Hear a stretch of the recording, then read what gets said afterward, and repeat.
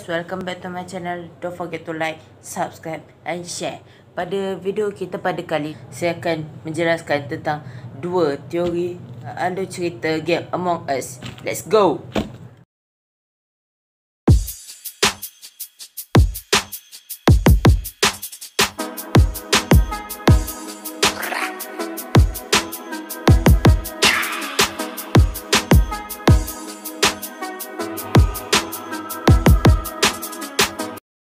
Okey, teori yang pertama menceritakan tentang sekumpulan manusia yang sedang mencari planet baru untuk diduduki dalam sebuah kapal.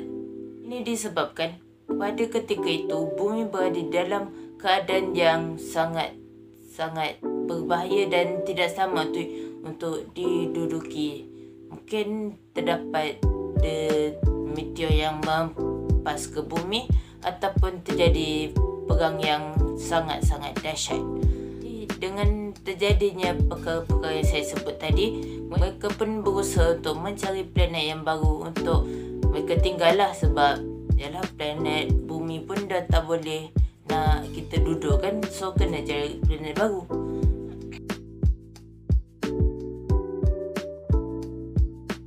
Tetapi di dalam kapal itu akan terdapat satu alien yang akan membunuh satu persatu manusia di dalam kapal tersebut.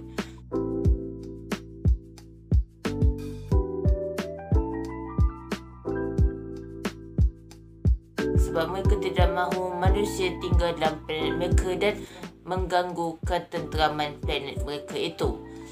Tapi bang, kenapa dia cakap imposter tu alien pula? Apa kena-mengena? Mesti kena ada bukti. Kita lihat cara imposter itu membunuh crewmates. Salah satu cara dia membunuh crewmates adalah dengan mengeluarkan lidah yang tajam kemudian menjadi senjata untuk dia membunuh crewmate tersebut. Itu merupakan bukti yang kukuh untuk mengatakan bahawa dia adalah alien.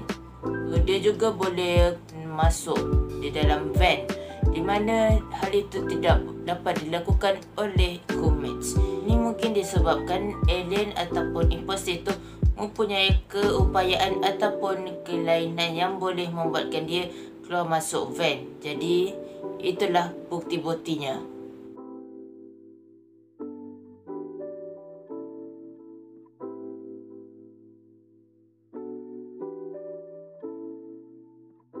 Pada awal video saya ada cakap untuk bagi dua teori tentang alur cerita game Among Us ni. Tapi pada video kali ni saya akan beri satu saja teori. Jadi untuk teori kedua, anda perlu tunggu untuk video kita yang akan datang. Okay, thank you so much for watching guys. Bye.